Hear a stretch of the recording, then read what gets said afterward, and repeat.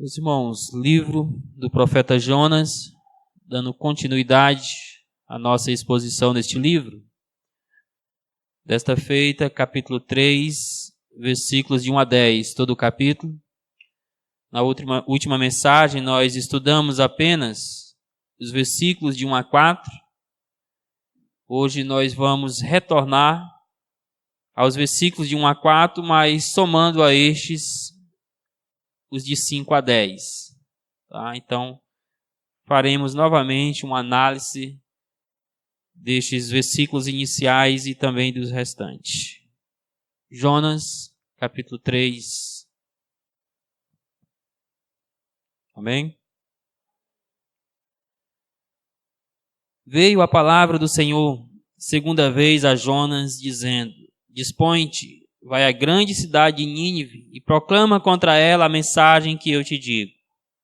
Levantou-se, pois, Jonas e foi a Nínive, segundo a palavra do Senhor. Ora, Nínive era muito importante diante de Deus e de 3 dias para percorrê-la. Começou Jonas a percorrer a cidade, caminho de um dia, e pregava e dizia: Ainda 40 dias, e Nínive será subvertida. Os ninivitas creram em Deus e proclamaram um jejum, e vestiram-se de panos de saco, desde o maior até o menor. Chegou essa notícia ao rei de Nínive. Ele levantou-se do seu trono, tirou de si as vestes reais, cobriu-se de pano de saco e assentou-se sobre cinza. E fez-se proclamar e divulgar em Nínive, por mandado do rei e seus grandes: nem homens, nem animais, nem bois, nem ovelhas provem coisa alguma, nem os levem ao pasto, nem bebam água, mas sejam cobertos de pano de saco, tanto homens como os animais, e clamarão fortemente a Deus, e se converterão, cada um do seu mau caminho e da violência que há nas suas mãos. Quem sabe se voltará a Deus e se arrependerá, e se apartará do furor da sua ira, de sorte que não pereçamos? Viu Deus o que fizeram, como se converteram do seu mau caminho, e Deus se arrependeu do mal que tinha dito que lhes faria, e não o fez. Amém? Meus irmãos, nós vivemos dias, pelo menos em nosso país, onde estatisticamente o evangelho tem sido expandido entre os povos brasileiros. E registro as estatísticas que esta expansão do evangelho pode ser vista pelo resultado numérico daqueles que estão confessando a Cristo como seu Salvador. No entanto, a falta de vida no meio evangélico brasileiro nos faz, no mínimo, pensar ou contestar estes fatos.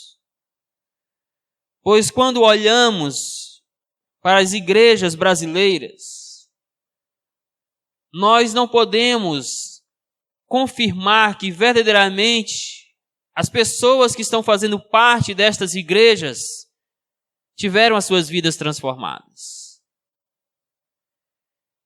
E eu creio, meus irmãos, que um dos fatores que nos leva a pensar desta forma é o evangelho superficial que eles ouviram e continuam ouvindo. É claro que isto em nada inocenta o pecador. Ele jamais será inocentado, justificado diante de Deus pelo fato de que ouviu um falso evangelho. Contudo, não podemos tirar de sobre os ombros daqueles que anunciam esse evangelho superficial a culpa de estarem omitindo o verdadeiro evangelho que salva um pecador. Irmãos, igrejas evangélicas brasileiras e em outros países estão cheias de pessoas não convertidas, embora as estatísticas as considerem como cristãos, como evangélicos, por falta de um evangelho que lhes seja anunciado com fidelidade, na essência daquilo que está na palavra de Deus. Porque estou certo de que uma vez que o Evangelho é anunciado com fidelidade, na sua essência, Deus pode usar essa mensagem para trazer resultados gloriosos na vida de um pecador. Deus pode usar esta mensagem para produzir transformação, arrependimento, conversão na vida de pecadores. E estes fatos serão evidenciados na sua vida diária, meus queridos.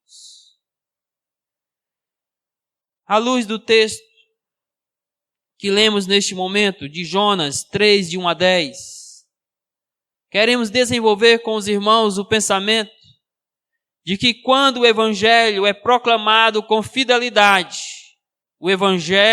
quando o Evangelho é proclamado com fidelidade, ele pode causar resultados gloriosos na vida do pecador. É claro que na nossa perspectiva humana, nós vamos ver resultados gloriosos como aqueles resultados positivos. No entanto, na perspectiva divina, até mesmo quando o pecador endurece o seu coração para a mensagem do Evangelho, ele produziu um resultado glorioso, porque ele fez aquilo para o qual ele foi destinado naquele momento por Deus. É nisto que o autor de Hebreus diz que a palavra do Senhor é viva e é eficaz. É nisto que em outra porção das Escrituras é dito que a palavra do Senhor não volta vazia, ela cumpre aquilo para o qual Deus a designou naquele momento. No entanto, nós vamos olhar na perspectiva de resultados positivos a partir da experiência dos ninivitas com a mensagem do Evangelho. E eu chamo a sua atenção nesta noite para 3 resultados que o Evangelho pode causar na vida de um pecador. O primeiro resultado é a conversão sincera a Deus. Versículos de 1 até o versículo 5, parte A. Nós já estudamos o contexto deste capítulo na mensagem anterior, que assim ele traz um recomissionamento de Deus ao profeta Jonas, que outrora fugiu da obediência requerida por Deus lá no capítulo 1. E mesmo, meus irmãos, de forma desgostosa, no capítulo 3, o profeta obedece a Deus, vai até a impetuosa cidade de Nínive, prega a ela o Evangelho na sua essência, com fidelidade. E este Evangelho produz resultados gloriosos. E veja então comigo sobre este resultado que é a conversão sincera a Deus. Veja que, em primeiro lugar, aprendemos que a conversão do pecador exige obediência dos crentes em anunciar o Evangelho. Veio a palavra do Senhor segunda vez a Jonas, dizendo: dispõe-te, vai à grande cidade de Nínive e proclama contra ela a mensagem que eu te digo. Levantou-se, pois, Jonas e foi a Nínive, segundo a palavra do Senhor. Meus irmãos, é claro que na perspectiva da soberania de Deus, Deus vai prover todos os meios para a salvação de um pecador. No entanto, isto não anula a nossa responsabilidade de obedecermos ao ID do Senhor, de anunciar o Evangelho a toda criatura, para que assim eles ouçam as boas novas do Evangelho e venham conhecer a Cristo como seu Salvador, que venham por meio da mensagem da graça serem conduzidos a uma verdadeira e sincera conversão ao Deus que criou os céus e a terra.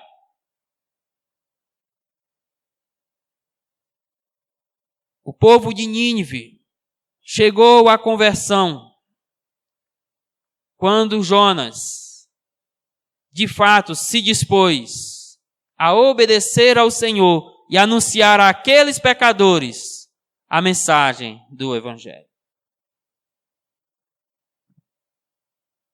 Meus irmãos, isto também é desafiador para nós, porque a ordem de pregar não está apenas sobre Jonas, não está apenas sobre os pregadores, pastores, líderes de igreja da atualidade. Está sobre todo cristão genuinamente convertido ao Senhor Jesus Cristo, pois faz parte do ide que o Senhor deixou para a sua igreja. Ide e pregai o Evangelho a toda criatura. Talvez, por vezes, fiquemos pensando, por que a pessoa X ou Y da nossa família não se converte? Quando a pergunta certa talvez seja, por que não estou falando de Cristo para os meus familiares? Por que não estou falando de Cristo para os meus amigos, para os meus vizinhos, para que eles venham à conversão? Não haverá conversão, meus irmãos, se o pecador não ouvir as boas novas do Evangelho. E eles não ouvirão se nós não dispormos a pregar-lhes o Evangelho. Temos feito isto? Eu creio que vergonhosamente a resposta seja não. Pelo menos não ao nível que Deus espera que nós estivéssemos fazendo. Mas veja aí que, em segundo lugar, aprendemos que a conversão do pecador depende de Deus usar de compaixão por ele. Não somos nós que convertemos os corações. Não somos nós que transformamos vidas. É o Evangelho. Mas isso depende, meus queridos irmãos, de Deus usar de compaixão para converter este pecador a Ele. Por isso que Paulo, lá em Romanos, capítulo 1, versículo 16, ele diz que não se envergonha de pregar o Evangelho, porque é o poder de Deus para a salvação de todo aquele que nele crê, primeiramente do judeu, mas também do grego. Em outras palavras, Paulo está dizendo que o Evangelho tem um poder, um alcance universal de salvar pecadores, desde que Deus demonstre compaixão por ele. Quer seja judeu, quer seja grego, ou de qualquer outra nacionalidade. O texto diz que Nínive era uma cidade muito importante diante de Deus, de 3 dias para percorrer. Isso significa algumas coisas. Significa que, de fato, para o contexto da época, Nínive era uma grande cidade, com 120 mil habitantes. Significa também que Nínive era uma cidade grande, territorialmente falando. Significa, irmãos, que Nínive era também uma cidade importante, socialmente falando, para a época. Mas significa também dizer que Nínive era uma cidade importante para Deus, porque a sua malícia chegou até ele. Porque Deus escolheu demonstrar a sua compaixão, a sua misericórdia na vida daqueles pecadores. É por isso que Deus moveu todas as coisas, todas as circunstâncias, para que finalmente o profeta Jonas lhe obedecesse, fosse até a cidade de Nínive, pregasse o Evangelho a eles, para que eles viessem ao arrependimento, à conversão a Deus. E Deus só fez isto unicamente por um fato. Ele é um Deus misericordioso. E se nós vamos ver lá no capítulo 4, Jonas vai dizer, parafraseando, que ele não queria pregar na cidade de Nínive, justamente porque ele sabia que Deus era um Deus de misericórdia e que usaria essa misericórdia em favor dos ninivitas. Um pecador, por mais que ele ouça o Evangelho, ele precisa ouvir, nós precisamos pregar. Mas ele só vem à conversão quando Deus se compadece daquela alma. E nessa compassividade manifesta graça e salvação na sua vida. Foi a compaixão de Deus que trouxe os ninivitas à conversão. Ainda hoje é a compaixão de Deus que traz qualquer pecador, por mais impenitente que ele seja, a conversão a Deus. Mas em terceiro lugar aqui, aprendemos que a conversão do pecador exige fidelidade no conteúdo da mensagem. Eis aqui, meus queridos irmãos, o porquê as igrejas brasileiras atuais estão cheias de pessoas não convertidas. Estão inchando de incrédulos, de pessoas ímpias, depravadas, sendo identificadas como cristãos. Porque essas mesmas igrejas não estão anunciando com fidelidade o Evangelho. Porque quando uma igreja prega o Evangelho na sua essência, na sua fidelidade, se houver pessoas não convertidas nesta igreja, eles não vão suportar a sã doutrina, eles voltam para o mundo.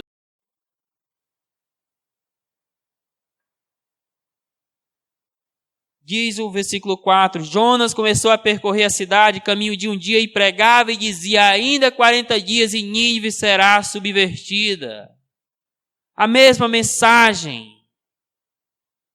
que era para ele pregar anteriormente, ele se recusou, ele recebeu o novo comissionamento, ele vai lá e prega exatamente a mensagem que Deus lhe deu. Uma curta sentença de poucas palavras, sem enfeites, sem enrolação, unicamente transmitindo aquilo que Deus o havia mandado anunciar àquela cidade. E foi justamente, meus queridos irmãos, a fidelidade a esta mensagem, amparada pela compaixão de Deus, que levou os ninivitas à verdadeira conversão ao Senhor nosso Deus. Se nós queremos igrejas com pessoas verdadeiramente convertidas, não podemos barganhar com elas a fidelidade do Evangelho. Não podemos adoçar a mensagem para que ela chegue de forma doce ao pecador. Devemos unicamente anunciar-lhes aquilo que já está na palavra de Deus. E esperar que os resultados venham, mas que venham do Senhor. Porque, de fato, nós pregamos, mas o resultado vem de Deus. Mas aí, em quarto lugar, neste ponto, aprendemos que a conversão do pecador depende de Deus incliná-lo a crer nele. Nenhum pecador pode vir a Cristo se por Deus não foi enviado. Por isso que Jesus diz que nenhum daqueles que o Pai o enviou, ele lançaria fora. Que nenhum destes que o Pai lhe deu se perderiam. Irmãos, nós já vimos o quanto impetuosa era a cidade de Nínive. E como diz lá no último versículo de Naum, naquela interrogação, que cidade há, que povo há, que a maldade dos ninivitas não tivesse passado por eles, embora Naum, como lemos há pouco na devocional, é um livro, uma geração após a de Jonas. Mas a maldade ainda é a mesma característica dos ninivitas. Um povo, meus queridos irmãos, que se sentiam soberbos, orgulhosos, pela sua crueldade, pela fortificação que os protegia nas muralhas da cidade. Um povo cheio de si, autoconfiante, depravados, inclinados naturalmente ao pecado. De repente o texto diz que eles ouviram apenas esta mensagem. Ainda 40 dias e Nínive será subvertida. E aí o texto vem e diz, eles creram em Deus.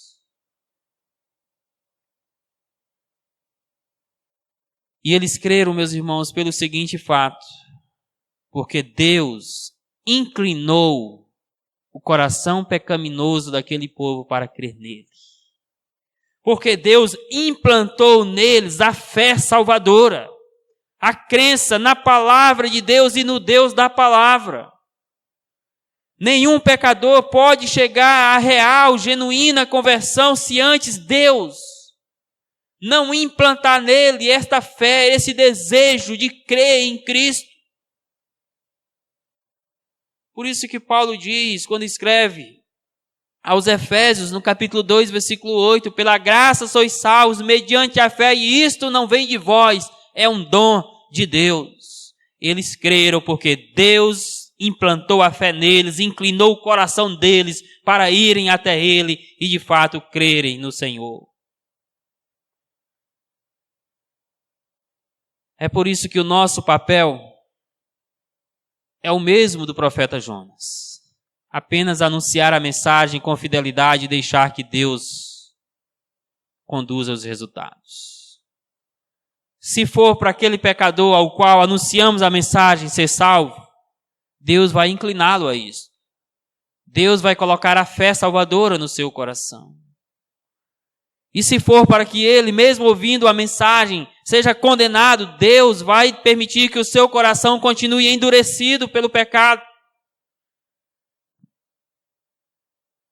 Mas o nosso ponto aqui é dizer para os irmãos que a conversão do pecador depende de Deus incliná-lo ou conduzi-lo a crer nele como seu Senhor, como seu Salvador.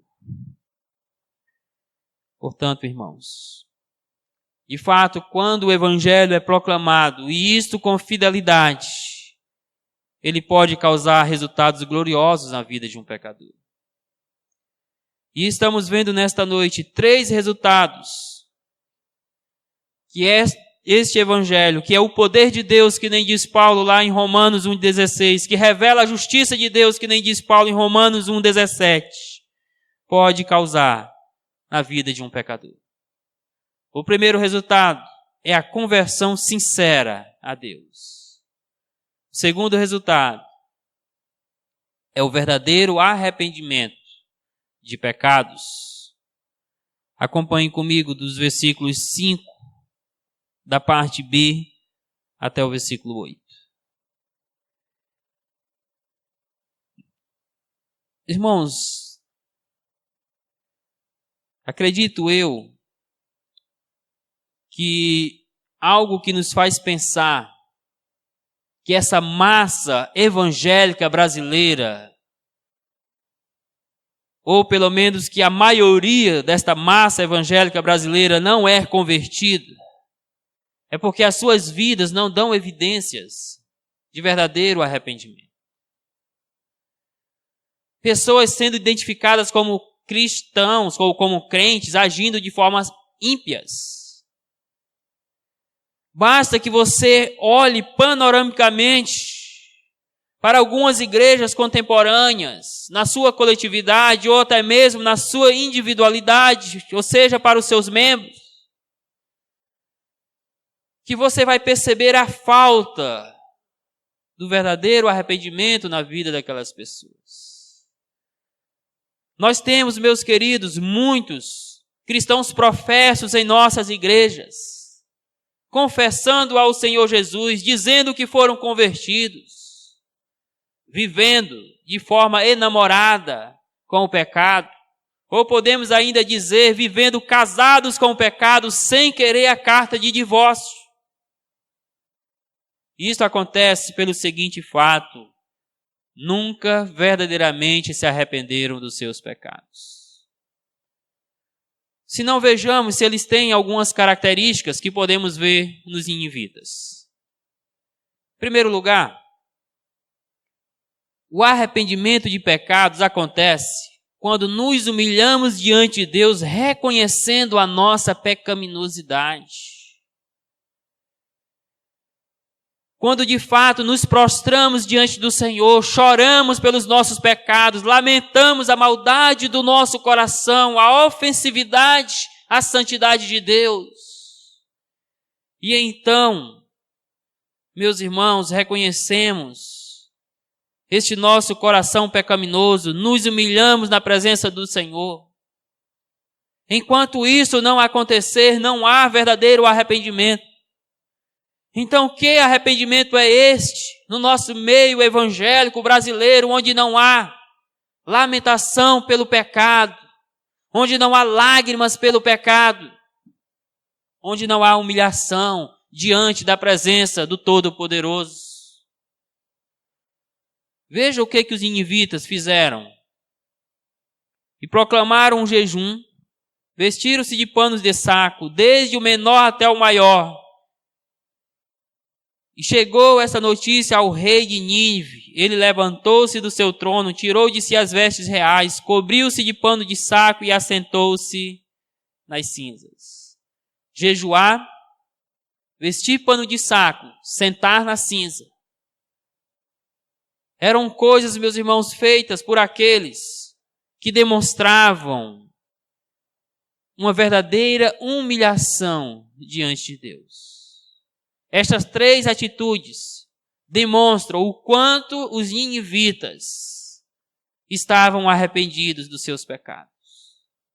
O quanto eles lamentavam pela sua pecaminosidade. O quanto agora eles se arrependiam das maldades que outrora eles fizeram. E isso demonstra que eles estão se humilhando diante de Deus, em verdadeiro arrependimento para o recebimento do perdão.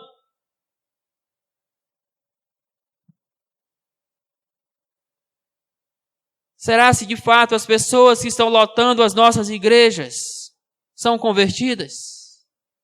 Teriam elas de fato experimentado o verdadeiro arrependimento?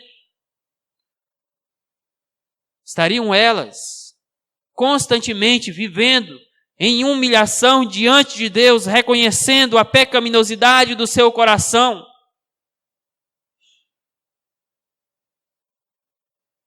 Ah, meus irmãos, o que nós vemos nas igrejas contemporâneas são crentes soberbos, que se exaltam de uma espiritualidade que eles nem têm.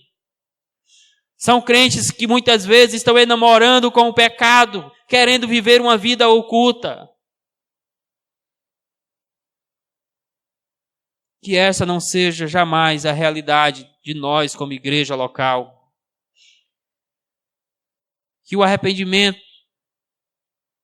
do nosso coração seja verdadeiro. Que ele nos leve à contrição, à humilhação.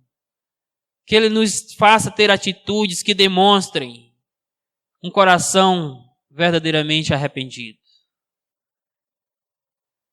Mas em segundo lugar aí, vemos que o verdadeiro arrependimento, quando acontece o verdadeiro arrependimento, ele provoca em nós a preocupação de levar outros a se arrependerem de seus pecados. Veja que à medida que o rei ouviu a mensagem, ele foi conduzido a este momento de humilhação na presença de Deus, de arrependimento. E tão logo ele fez proclamar-se por toda a cidade a mensagem do Evangelho. Por mandado do rei, seus grandes, nem homem, nem animais, nem boi, nem ovelhas, provem coisa alguma, nem os levem ao pasto, nem bebam água, mas sejam cobertos de pano de saco, todos os homens como animais. Estas expressões aqui simplificam o mandado do rei, o desejo do rei de ver o seu reino chegando ao arrependimento, confessando a Deus como seu Salvador, crendo no Senhor como seu Redentor. Por isso, aquilo que aconteceu com ele proclama como mandado real, para que aconteça também com outros.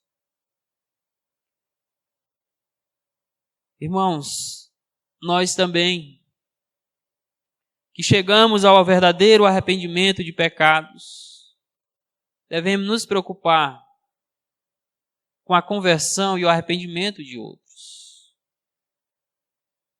Daqueles próximos de nós, daqueles, meus irmãos, com os quais temos contato, com aqueles perdidos por todo o mundo. Nós precisamos acender uma chama no nosso coração de amor pela salvação do perdido. Orando sim, mas também proclamando a ele a mensagem de arrependimento, para que ele venha, assim como nós fizemos um dia, assim como os ninivitas fizeram, reconhecer a malignidade do seu coração, a crueldade das suas ações,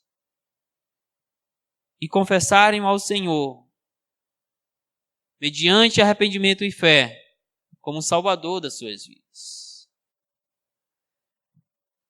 Meus irmãos, eu creio que uma das áreas em que nós, como igreja, somos falhos e não pouco falhos, é nesta. É anunciar ao perdido a mensagem de arrependimento e fé em Cristo. É pôr no nosso coração uma preocupação ardente com a salvação de pessoas as quais nós amamos. Isto é confrontador para mim e para você, mas eu faço a pergunta: qual foi a última vez em que oramos, pelo menos oramos, pela salvação de alguém a quem amamos? O rei não ficou lá jejuando, orando. Ele agiu. Ele proclamou o mandado real para que a mensagem chegasse a todos os súditos do seu reino, porque ele queria um reino convertido a Cristo. Nós precisamos orar, mas creio que por vezes nem isso estamos fazendo, mas temos ainda que fazer mais do que orar. Temos que anunciar a mensagem. Temos, meus queridos irmãos, de nutrir a vontade de ver os nossos familiares convertidos a Cristo. Quer seja nossos filhos, quer seja cônjuge, quer seja pais, irmãos, tios, primos ou qualquer outro grau de parentesco. O nosso coração tem que desejar ardentemente a conversão, o arrependimento destas pessoas. Temos orado por elas? Temos anunciado as boas novas de salvação a elas? Ou estamos satisfeitos em virmos à igreja e sermos alimentados e voltarmos para casa? Mas em terceiro lugar, vemos que o verdadeiro arrependimento nos leva a clamarmos a Deus por perdão. E clamarão fortemente a Deus. À medida que um pecador reconhece o seu pecado, à medida que Deus provoca nele o arrependimento de pecados, o clamor da sua alma, o grito do seu coração, será: Deus, me perdoe dos meus pecados, me livra das minhas transgressões. O rei fez proclamar e divulgar um mandato real. E o objetivo do rei com esse mandado é dito aqui, para que eles, após terem aquelas atitudes de se humilharem diante de Deus também, pudessem clamar. Veja que clamarão fortemente a Deus. Quando você se humilha diante de Deus, é desvendado a pecaminosidade do seu coração. Você reconhece que é um pecador, que Deus é um Deus santo. E a próxima atitude do seu coração é clamar fortemente para que Ele te perdoe. Para que Ele converta a tua alma a Ele. Para que você possa servi-lo em obediência e fé. E clamarão fortemente a Deus. Fortemente aqui descreve a intensidade do clamor. É quase que, meus irmãos, um clamor feito de forma desesperada a Deus. E de fato, quando nós reconhecemos o nosso pecado, esse clamor ganha esse aspecto de desespero. Porque se Deus não nos perdoar, estaremos perdidos. Uma vez que agora reconhecemos a nossa pecaminosidade, que sabemos do juízo do Senhor contra nós. Então, qual é a esperança de um pecador, se não clamar fortemente, desesperadamente, para que Deus, em misericórdia, o perdoe dos seus pecados, converta o seu coração a Ele?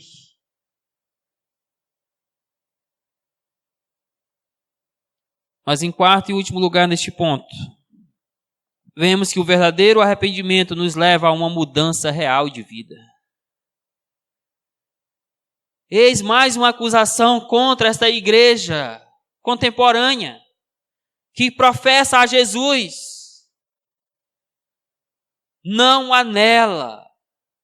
É claro que não estou generalizando, mas posso assim dizer que não há, na maioria das igrejas evangélicas brasileiras, uma real mudança de vida nos seus membros.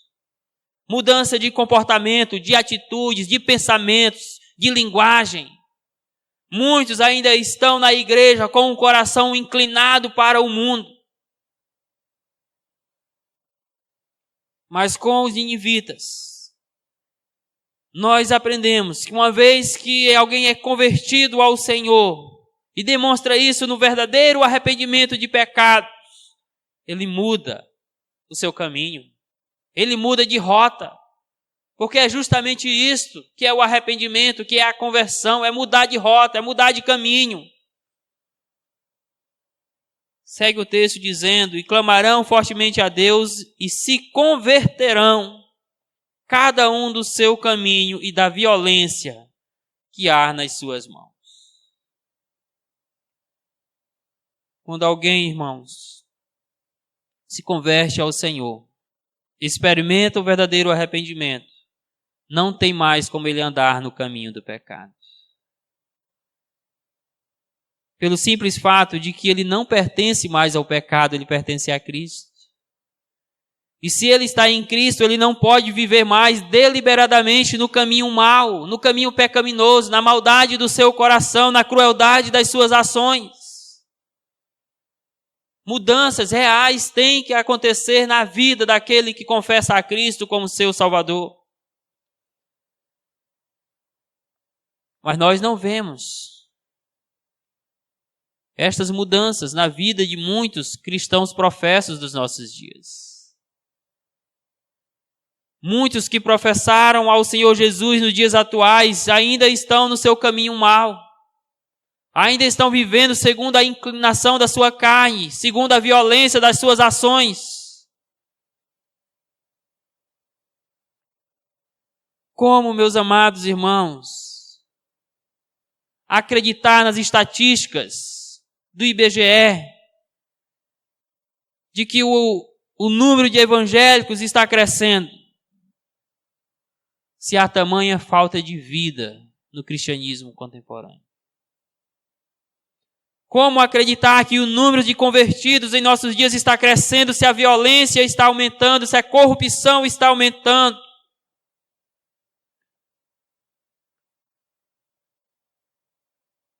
Porque uma vez que alguém é conduzido a Cristo, Jesus Cristo o tira desse caminho do mal, desse caminho pecaminoso, e o coloca no caminho da santidade, da novidade de vida, no caminho da constante santificação ao Senhor.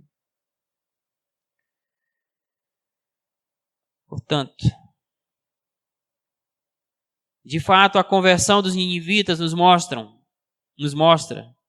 que quando o evangelho é proclamado com fidelidade, ele produz resultados gloriosos na vida do pecador. E estamos vendo 3 resultados a partir das experiências dos ninivitas que nos mostram isso. Primeiro, a sincera conversão a Deus. Segundo, o sincero arrependimento de pecados. Terceiro e último, a confiança inabalável na compaixão de Deus. Inabalável na compaixão de Deus, irmãos. Versículos 9 e 10. Jonas já havia conhecido o quanto Deus é misericordioso na sua experiência lá no capítulo 1. No capítulo 4, ele mesmo atesta que Deus é um Deus de misericórdia. E era justamente por isso que ele não queria pregar aos ninivitas, porque na sua ortodoxia judaica, os ninivitas não eram para virem ao conhecimento de Deus, eles deveriam serem destruídos. Deus não deveria dar chance de arrependimento para aquele povo ímpio. No entanto, aqui já não é apenas o profeta Jonas que prova da misericórdia de Deus, mas também os ninivitas.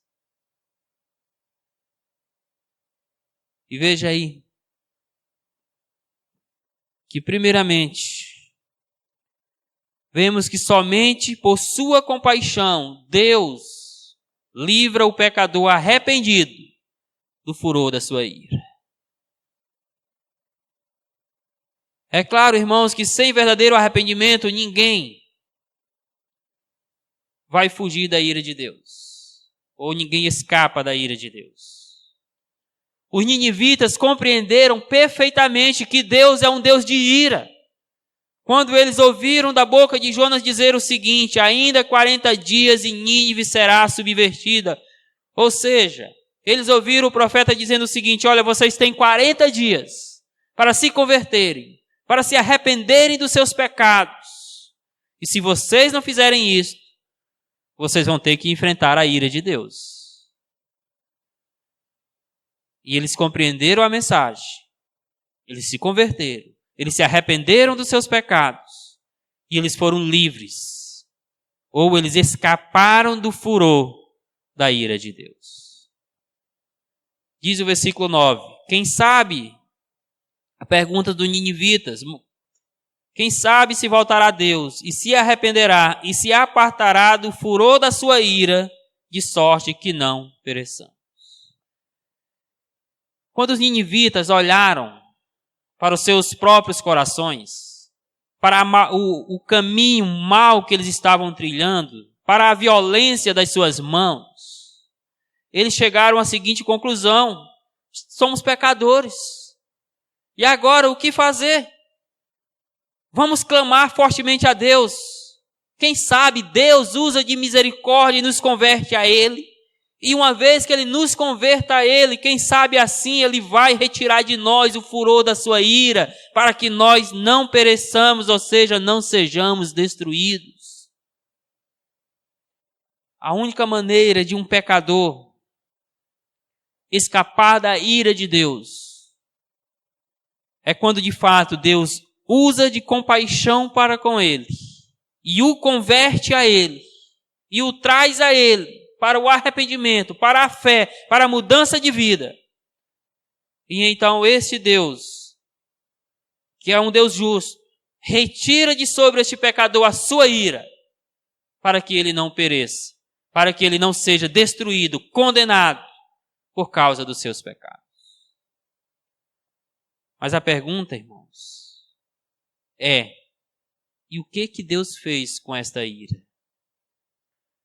Se a justiça de Deus tem que ser satisfeita, o que Ele fez com a sua ira quando Ele tirou-a de sobre nós? A resposta é que Ele a colocou sobre o seu próprio Filho lá na cruz do Calvário. E é justamente por isso que este Deus de compaixão não mais nos leva ao perecimento por causa dos nossos pecados. Porque Ele tirou de sobre mim, de sobre você, a ira dEle, que é o justo castigo pelos nossos pecados, e lançou sobre o seu inocente Filho lá na cruz do Calvário. Deus fez isso, ou Deus sempre fez isso na história. Mesmo aqui na história dos ninivitas, para onde foi a ira de Deus? Ela foi, meus queridos irmãos, retirada de sobre os ninivitas e colocada sobre o seu próprio filho, lá na cruz do Calvário.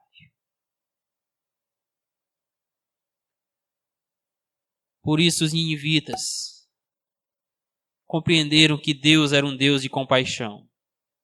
E que na sua compassividade ele se compadeceria deles e retiraria dele o furor da sua ira.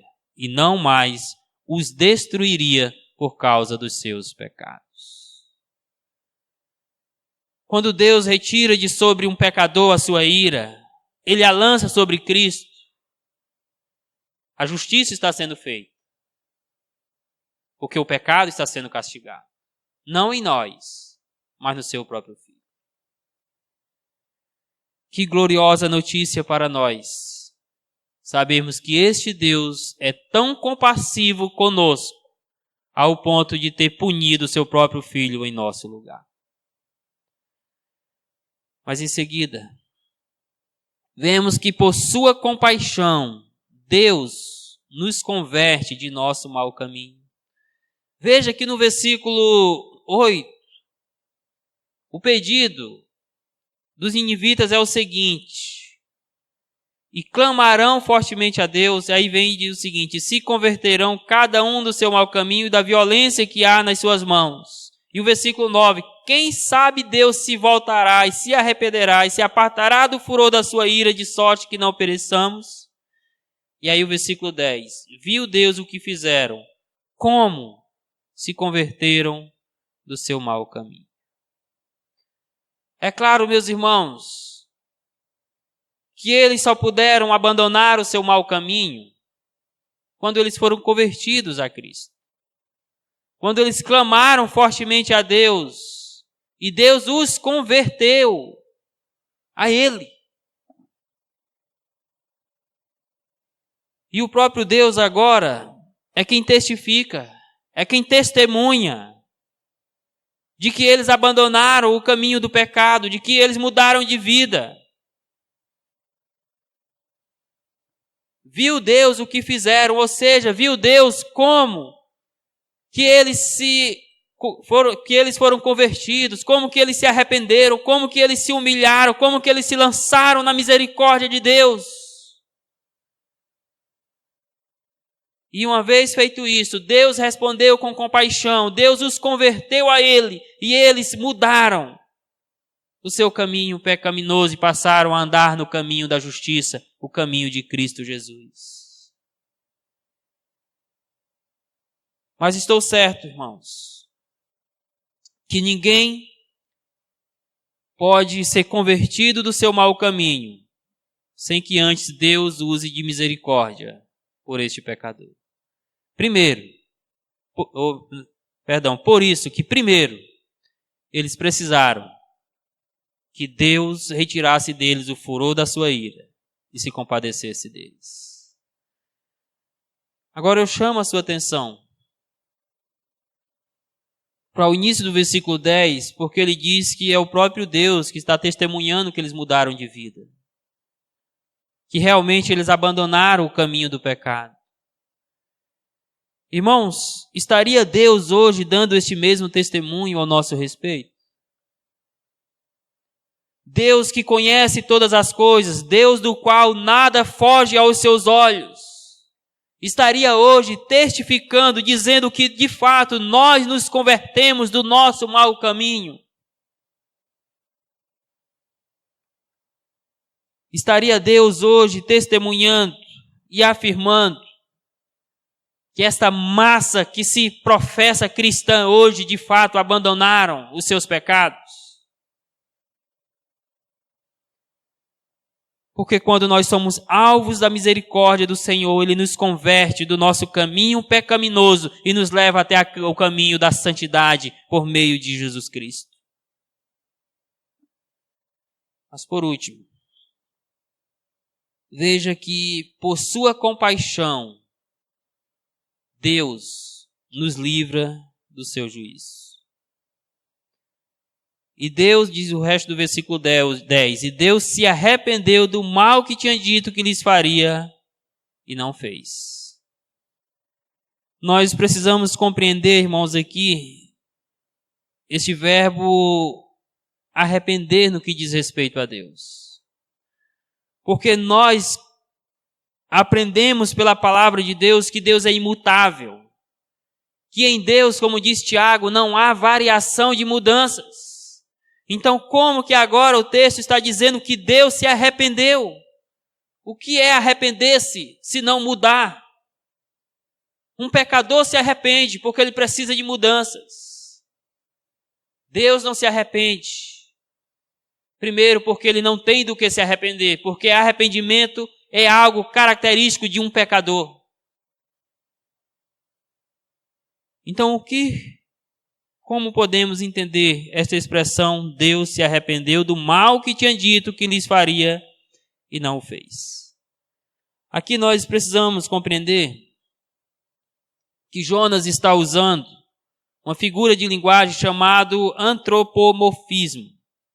E o que é isso? É atribuir a Deus características ou sentimentos, ou até mesmo pensamentos que são humanos. Então, quando o texto está dizendo que Deus se arrependeu, ele está atribuindo a Deus uma característica própria nossa. E isto, meus irmãos, para que nós possamos compreender pelo menos duas coisas. Uma, o quanto o pecado é ofensivo a Deus. Ele está usando uma linguagem antropomórfica, atribuindo a Deus uma característica, um sentimento humano, para mostrar o quanto o pecado é ofensivo a Deus. Mas também usa essa linguagem para mostrar o quanto Deus é um Deus de misericórdia, que se compadece daqueles que se arrependem dos seus pecados. Mas podemos ainda dizer que essa linguagem também nos mostra o quanto Deus é um Deus justo. Ele não inocenta o pecador, ele aplica o seu juízo, a sua justiça, a sua ira. Se o pecador se arrepende, ele aplica por meio de Cristo. Se ele não se arrepende, ele aplica por meio da condenação do próprio pecador, mas de todas as formas a sua justiça é aplicada. Então esta expressão é apenas uma figura de linguagem. É tipo, por exemplo, quando as Escrituras dizem que Deus é uma rocha. Nós sabemos que Deus não é rocha, Ele é Espírito. Mas está atribuindo a Deus, está usando uma figura de linguagem, irmãos, atribuindo uma característica a Deus de ser uma rocha para mostrar o quanto este Deus, por exemplo, é forte, é poderoso. Quando diz que Deus tem mãos, Deus não tem mãos, nós temos mãos. Deus é Espírito, mas está atribuindo uma característica humana a Deus para que nós possamos compreender algum aspecto do Senhor. Então, quando diz que Deus se arrependeu do mal que lhes faria e não o fez, está usando uma linguagem antropomórfica, atribuindo um sentimento, uma característica humana a Deus, para mostrar o quanto este Deus se ofende com o pecado, o quanto este Deus é misericordioso e o quanto este Deus é justo em aplicar o juízo contra o pecado e o pecador.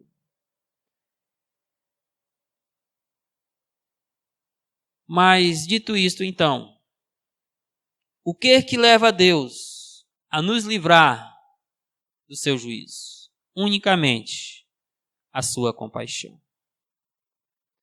Pela sua misericórdia, Deus aplica a nós a sua graça redentora. Pela sua misericórdia, Deus aplica ao seu Filho o castigo que era para estar sobre nós. E nisto a sua justiça, o seu juízo, foi plenamente aplicado. Portanto, irmãos, em dias tão críticos como o nosso, no que diz respeito ao anúncio do Evangelho, nós precisamos ter compromisso para anunciar com fidelidade a palavra de Deus. Não podemos barganhar com o ouvinte, não podemos negociar com os números. Simplesmente pregar o Evangelho. Ah, meus irmãos, lamentavelmente, muitos pecadores dos nossos dias, embora sejam sim indesculpáveis, estão sendo reféns de uma graça barata que está sendo anunciada por igrejas que não têm real compromisso com o Evangelho de Cristo. Que esta igreja local possa fazer diferente e possa fazer a diferença. Possa compartilhar o Evangelho da graça com os pecadores. Possa, meus queridos, viver em constante arrependimento de pecados, humilhação na presença de Deus e comprometimento com a palavra do Senhor. Porque somente assim estaremos demonstrando a nossa conversão sincera a Deus, o nosso arrependimento verdadeiro de pecados e a nossa inabalável confiança de que Deus é um Deus de misericórdia. Que o Senhor nos abençoe. E aí, espero que você tenha gostado desse vídeo que você acabou de assistir. Não se esqueça de dar seu joinha, seu like, compartilhar esse vídeo e se inscrever no nosso canal e ativar o sininho.